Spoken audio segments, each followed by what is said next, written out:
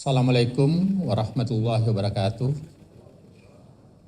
Salam, Om Swastiastu, Namo Buddhaya, salam kebajikan, salam sejahtera bagi kita semua. Yang saya hormati rekan-rekan media, baik media cetak maupun media online. Demikian pula pimpinan tinggi media dan Pratama di lingkungan Badan POM.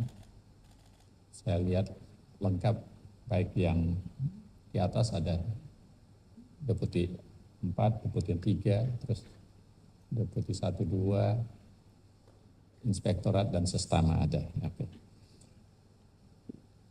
Kepala Balai Besar dan Balai dan Loka Badan POM se-Indonesia yang hadir lewat luring maupun online.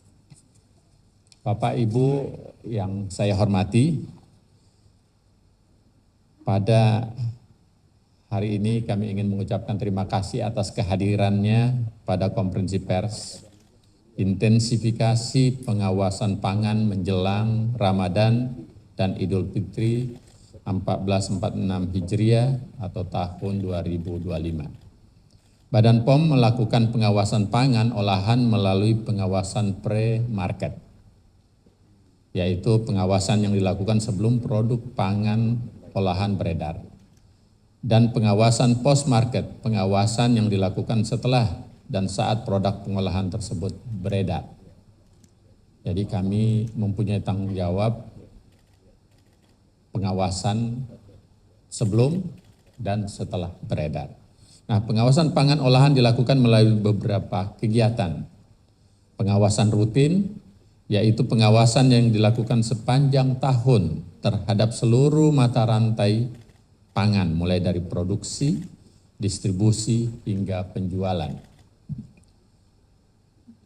Yang kedua, ada yang disebut dengan intensifikasi pengawasan, yaitu pengawasan yang dilakukan secara intensif dan terfokus pada momen-momen tertentu dengan risiko tinggi, seperti menjelang hari keagamaan dan saat terjadi isu keamanan pangan tertentu. Nah, hari ini kita lakukan laporan tentang intensifikasi untuk hubungannya pada fase-fase yang cukup kritikal dan penting seperti hari raya. Kenapa? Karena ada dua manifestasinya. Pertama, terjadi peningkatan intensitas penjualan produk-produk. Kenaikannya hampir 30% dari hari-hari biasa. Yang kedua, biasanya karena tingginya kenaikan itu akan berdampak kepada, kita sangat mengerti para pengusaha juga tentu ingin bahasa yang kita sebut biasanya cuci gudang. Nah, dengan fase seperti itu tentu kita perlu melakukan pengawasan secara intensif dengan suatu asumsi kita ingin memastikan pangan olahan yang dijual memenuhi syarat dan ketentuan yang berlaku. Kemudian yang C, yaitu pengawasan berdasarkan laporan pengaduan. Jadi kami juga menerima laporan-laporan dari masyarakat. Intensifikasi pengawasan pangan menjelang Ramadan dan Idul Fitri dilaksanakan untuk mengantisipasi beredarnya produk yang tidak memenuhi ketentuan. Hal ini juga dilakukan dalam rangka melindungi masyarakat dari produk-produk pangan yang berisiko kesehatan. Intensifikasi pengawasan dilakukan menjelang Ramadan dan Idul Fitri. Pada waktu tersebut kegiatan belanja masyarakat cenderung meningkat. Intensifikasi pengawasan dilakukan serentak oleh seluruh 76 unit pelaksana teknis Badan POM yang tersebar di seluruh Indonesia bersama lintas terkait. Kegiatan tersebut dilakukan sejak tanggal 24 Februari 2025. Berarti 1 minggu sebelum bulan Ramadan. Kita sudah bergerak hingga tanggal 26 Maret 2025, berarti sampai dengan menjelang Idul Fitri. Dengan terbagi 5 tahap, waktu informasi yang disampaikan pada konferensi pers ini merupakan hasil intensifikasi pengawasan pangan hingga tahap keempat. Jadi ada beberapa tahapan dan sekarang yang kita laporkan ini tahap keempat, karena manifestasinya sudah menjelang Idul Fitri dan kita ingin melaporkan apa yang telah kita lakukan sudah hampir sebulan secara rutin setiap hari. Nah, target intensifikasi pengawasan pangan menjelang Ramadan dan Idul Fitri tahun 2025 meliputi sarana peredaran, produk pangan olahan terkemas, dan makanan untuk buka puasa atau takjil. Target sarana yang diawasi meliputi sarana importir, distributor, retail modern maupun tradisional. Jadi bukan hanya yang tradisional, tapi yang modern juga. Fokusnya dalam hal apa?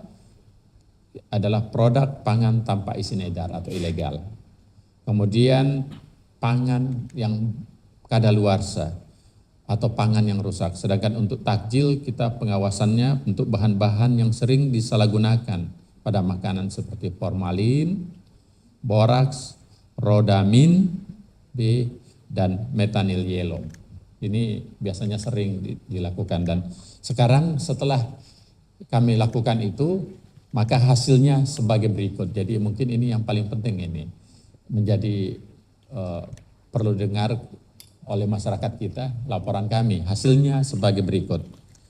1. Hingga tahap keempat ini, tanggal 19 Maret 2025 telah dilakukan pemeriksaan terhadap 1.190 sarana peredaran pangan di seluruh wilayah Indonesia, yang didominasi sarana retail modern 50,3%.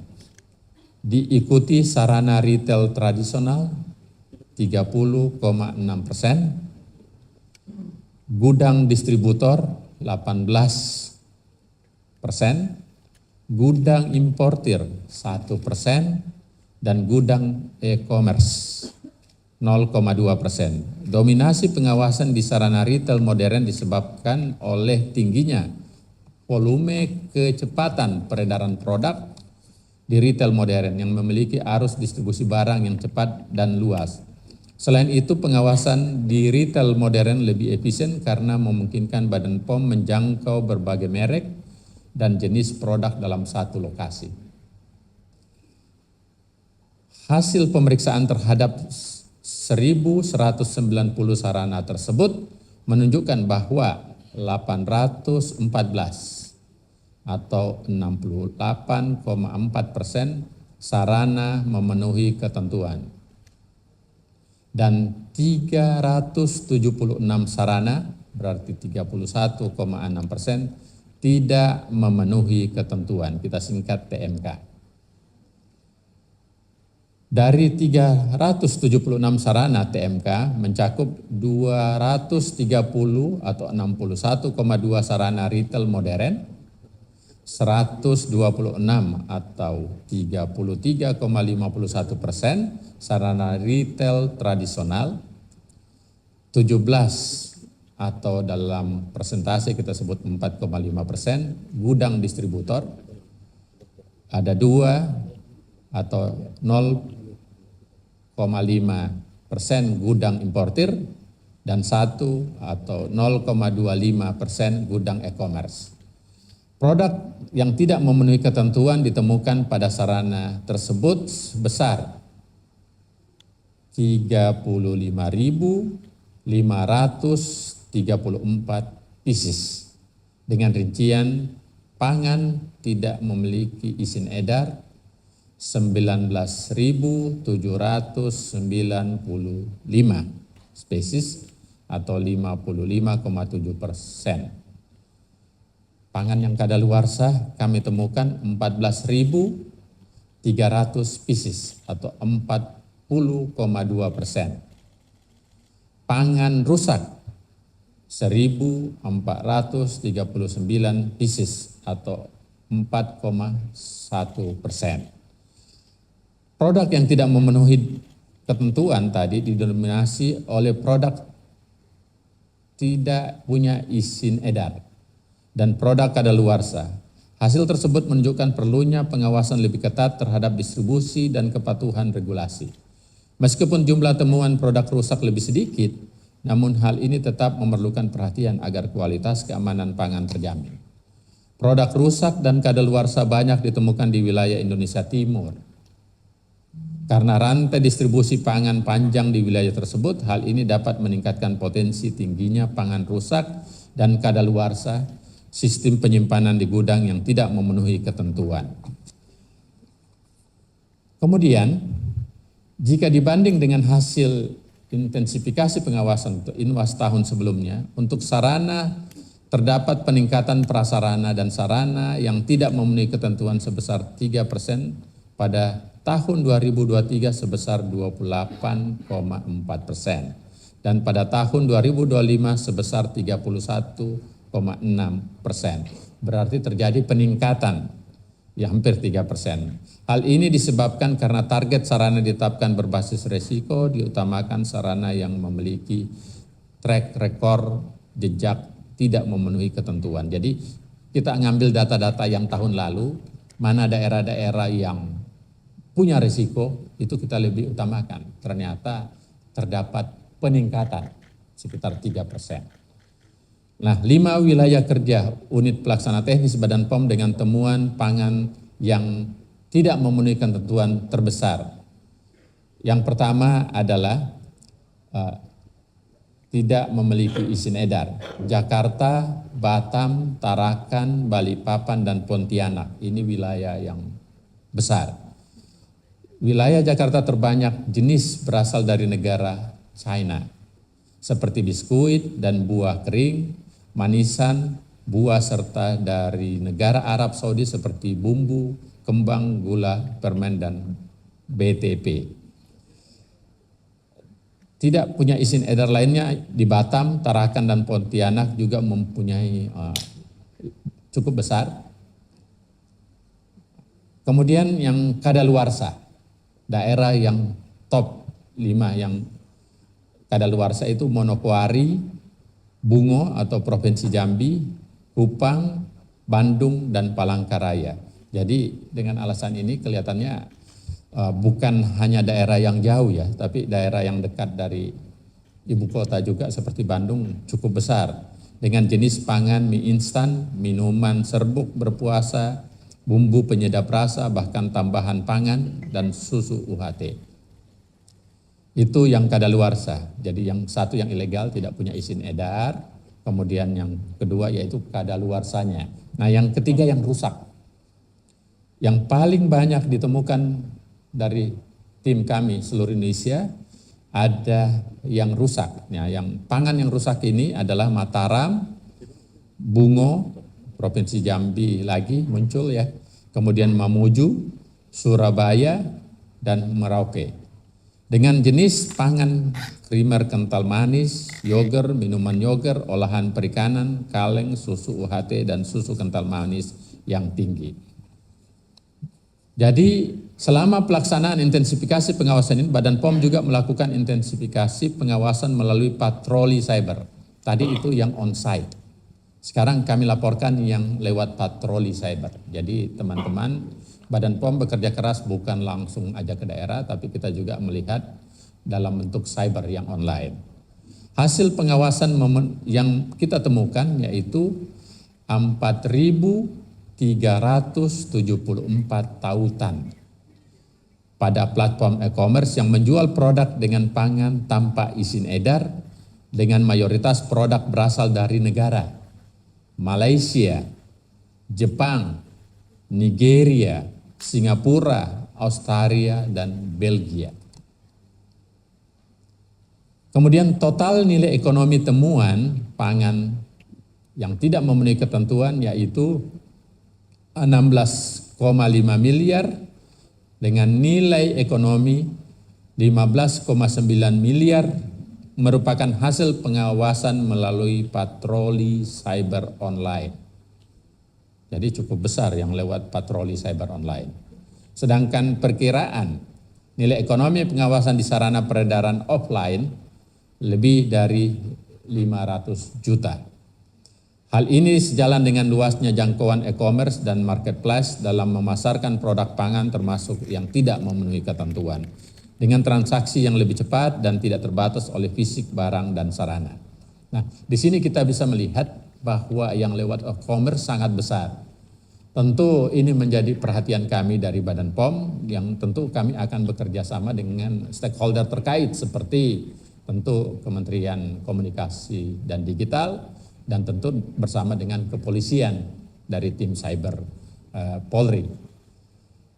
Nah, intensifikasi pengawasan pangan pada takjil, ini yang berarti yang siap saji, yang takjil, jajanan buka puasa kami lakukan di seluruh Indonesia, Bapak Ibu, dan sebagai Kepala Badan POM kami juga turun langsung di beberapa titik.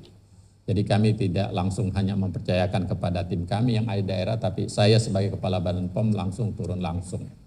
Nah, dilakukan dengan melakukan uji pangan di tempat secara cepat, sampling dilakukan terhadap 2.313 pedagang pada 462 lokasi pengawasan. Jadi hampir penuh, hampir di seluruh wilayah negeri kita. Di wilayah kita kan ada Dati 1 dan Dati 2 itu 514 kabupaten kota. Nah, kita cukup lokasi yang kita lakukan 462 lokasi. Total pangan tajil yang diuji sejumlah 4.958 sampel dengan hasil 4.862 sampel atau 98,6% memenuhi syarat. Jadi ada 98,6% memenuhi syarat. Makanya kita buat statement makanan pangan takjil tahun ini aman. Jadi masyarakat kita merasa aman membeli di pasar-pasar tradisional. Memang betul ada 96 sampel, yaitu hanya 1,94% tidak memenuhi syarat. Jadi rincian dari 96 sampel takjil meliputi 49 sampel positif formalin, khususnya mie kuning basah, teri, nasi, rujak mie, cincau hitam, dan tahu setara. Jadi kalau teman-teman masyarakat yang suka dengan produksi ini ya hati-hati. Kemudian ada 24 sampel positif mengandung boraks.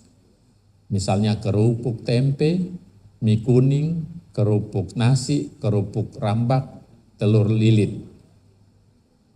Dan ada 23 sampel yang positif rhamdomycin B. Misalnya makanan siap saji itu D5 atau dalimo, kerupuk rujak mie, kerupuk merah, kerupuk mie merah, pacar Cina pink. Nah, berdasarkan hasil penindakan, hasil kerja kami itu, tentu tindak lanjutnya perlu kami perjelas. Satu, perintah kepada distributor. Badan POM memerintahkan kepada distributor untuk melakukan pengembalian produk kepada supplier dan pemusnahan pangan yang tidak memenuhi ketentuan, yang baik yang rusak, kadaluarsa, dan tidak punya izin edar. Perintah berikutnya, terhadap temuan tersebut Badan POM melakukan penelusuran dan dapat memberikan sanksi administratif. Dan kami sudah dapat laporan dari Deputi 4, ada beberapa yang kita akan tingkatkan ke penyidikan, yaitu sanksi administratif, peringatan atau pencabutan izin edar, dan jika diperlukan proses hukum. Jadi yang disebut tadi penyidikan tentu kita akan tingkatkan ke pro justisia. Kita tidak main-main Bapak Ibu. Terus koordinasi dengan Asosiasi E-Commerce Indonesia untuk melakukan penurunan konten atau take down link yang teridentifikasi menjual produk yang tidak memenuhi izin edar. Kemudian pembinaan kepada penjual takjil, kan tadi ada 90 lebih kita temukan. Kita lakukan pembinaan Bapak Ibu. Kita tidak mensalimi mereka, tapi kita betul-betul membina mereka secara baik supaya tidak diulang lagi. Pembinaan tersebut untuk tidak menjual produk yang mengandung bahan berbahaya. Contohnya misalnya kita ambil sita barangnya, tapi kita tetap bayar mereka, tapi kita pastikan Anda jangan menjual lagi. Ataupun besoknya menjual, jangan coba-coba memakai yang mengandung barang yang berbahaya. Itu cara penindakan kami kepada yang pedagang-pedagang kecil. Nah, selain itu dalam rangka mencegah Badan POM melakukan ini untuk pencegahan terjadi berikutnya, komunikasi, informasi dan edukasi kepada pelaku usaha perlu dilakukan. Kedua, pendampingan memenuhi persyaratan registrasi pangan baik CPPOB, CEPER POB. CEPER ini bukan berceper tetapi cara peredaran pangan olahan yang baik dan penyediaan informasi terkait. Badan POM berkomitmen berperan aktif dalam mendampingan dan fasilitas berupa Rumah Sirripo, yaitu aplikasi informasi tentang registrasi pangan, pendamping registrasi. Kami punya aplikasi banyak Bapak Ibu untuk membantu masyarakat luas. Salah satunya yaitu Sirripo, kemudian coaching dan desk registrasi pangan olahan. Kami turun langsung supaya para UMKM ini juga bisa mendaftarkan dirinya supaya tidak ada hambatan administratif. Kemudian sistem program manajemen risiko ini juga untuk pangan-pangan yang spesifik, misalnya untuk ibu hamil, untuk anak balita atau untuk orang tua, kita betul-betul fokus perhatiannya. Kemudian Pinter SMKPO atau Pinter SMPO, sistem manajemen keamanan pangan olahan, yaitu aplikasi pembelajaran sistem pengawasan. Sebagai penutup, Bapak Ibu sekalian, Badan POM berkomitmen untuk selalu hadir melindungi masyarakat dari peredaran pangan yang tidak baik, baik melalui pengawasan rutin maupun pengawasan khusus. Jadi salah satunya intensifikasi ini, kami betul-betul maksimal. Kemudian Badan POM berkomitmen melakukan pengawasan berimbang dengan memberikan dukungan bagi pelaku usaha yang memenuhi ketentuan perundang-undangan. Kemudian kepada masyarakat kami anjurkan agar menjadi konsumen yang cerdas dan berdaya melindungi diri dari produk melalui menerapkan prinsip cek klik, cek kemasan, kita cek labelnya, cek izin edarnya dan kadaluarsa sebelum membeli supaya tidak tertipu. Kemudian tidak mudah terpengaruh oleh iklan yang berlebihan. Jika ada konteks yang berlebihan biasanya itu berarti ada yang tidak benar. Nah, rekan-rekan media, kami sangat berharap menyebarluaskan informasi yang benar dan mengedukasi, khususnya hasil intensifikasi kami ini bisa disebarkan sehingga masyarakat tahu. Dan yang terakhir, untuk informasi lebih lanjut ataupun menyampaikan informasi laporan pengaduan dan menghubungi Lapor Go ID berupa kontak center Halo BPOM, nomornya mudah sekali diingat. 1-500-533 atau 1-500-533, ini pulsa lokal, atau SMS ke 0812-199-99-533 atau WhatsApp 08119181-533 atau email lewat halobepom@pomgo.id atau bisa lewat Instagram kami, Badan POM RI, Facebook kami, ada BPOM Official, ada Twitter BPOM, ada unit layanan pengaduan, balai besar, balai loka dari seluruh Indonesia. Jadi kami sudah buka semuanya, kerang, transparansi dan keterbukaan untuk melapor ke kami. Dan kami janji jika semuanya jelas, kita melakukan penindakan tidak kurang dari 24 jam. Jadi demikian laporan hari ini, terima kasih.